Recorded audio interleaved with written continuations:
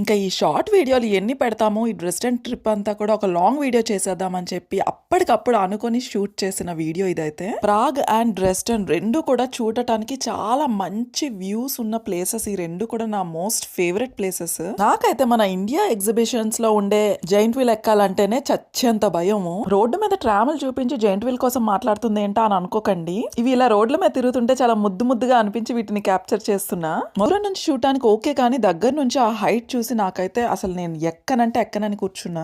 మరి ఎందుకు ఎక్కేంత బిల్డప్ ఇచ్చావని చెప్పి మా వారైతే మ్యూజియం వైపు నడుచుకొని వెళ్తున్నారు. ఆయనకైతే మంచిగా ఫోటోగ్రఫీ నేర్పించేసా కాబట్టి నాకు ఫోటోలు తీసే పని తప్పింది. ఒక మ్యూజియం కంప్లీట్ అయ్యేసరికి ఫుల్ గా ఆకలి అయితే వేసింది అందరికి. పొట్టలో ఏదో ఒకటి పడకపోతే గానీ ఇంకా నడవలేమని చెప్పి ఒక దగ్గర కూర్చొని మరి తినేస్తున్నాము. సో ఇప్పుడు రెండో మ్యూజియం కి అయితే వెళ్ళబోతున్నాము. ఇంకా దాని ఎంట్రన్స్ లో ఉన్నాం మనమైతే. ఇప్పుడు ఒకసారి నా చుట్టూ ఉన్న లొకేషన్ ని చూసేయండి, చూపిస్తా.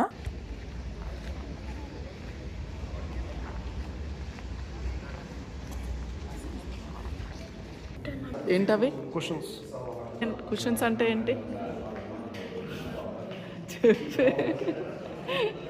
చెప్పు మా సబ్స్క్రైబర్స్కి. ప్రతి మ్యూజియంలో కూడా ఇలా లాకర్స్ ఫెసిలిటీ చాలా బాగా నచ్చింది. ఎందుకంటే మనం క్యారీ చేసే జాకెట్స్ కానీ బ్యాగ్స్ కానీ అన్ని అందులో పెట్టేసుకోవచ్చు. మూడో మ్యూజియంకి అయితే ఇప్పుడు వెళ్ళబోతున్నాము. నా ఫోన్ ఛార్జింగ్ ఆల్మోస్ట్ అయిపోవచ్చింది. ఈ ఈజిప్ట్ మమ్మీలు ఇక్కడికి ఎలా వచ్చేసాయా అని షాక్ అయిపోయాను. వాడు చిన్న బుర్రలోకి ఎంతో ఇన్ఫర్మేషన్ అయితే ఎక్కించేసుకుంటున్నాడు. పిల్లల స్కూల్లో చదువులు ఏ మోతాదులో చెప్తున్నారో నాకు తెలియదు, కానీ అదర్ యాక్టివిటీస్ అంటారా ఇంకా బ్రహ్మాండంగా ఉన్నాయని అనిపిస్తుంది. ఇక్కడ మ్యూజియంస్ లో కామన్ గా ఇలా పిల్లలకి యాక్టివిటీస్ చేసుకోవడానికి ప్లేస్ ఉంటుందన్నమాట. మా వాడు ఎంత బాగా డ్రా చేశాడో అనిపించింది నాకైతే.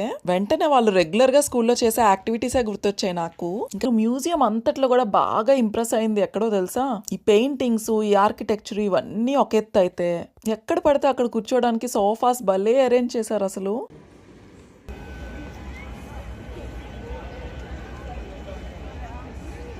సో అది ఫ్రెండ్స్, 1 డేలోని డ్రెస్డెన్ అంతా తిరిగేసాము. యాక్చువల్గా లాస్ట్ ఇయర్ వెళ్ళేటప్పుడు మేము 2 డేస్ ఇక్కడ స్టే చేసాము. ఆల్రెడీ చూసిన ప్లేసే అని చెప్పి ఈసారి మాత్రం 1 డే ట్రిప్పే పెట్టుకున్నాము. మేము ఎక్కాల్సిన ట్రైన్ అయితే వచ్చేసింది. మాతో పాటు ఈ వీడియో చూసి మీరు కూడా బాగా ఎంజాయ్ చేశారని అనుకుంటున్నాను.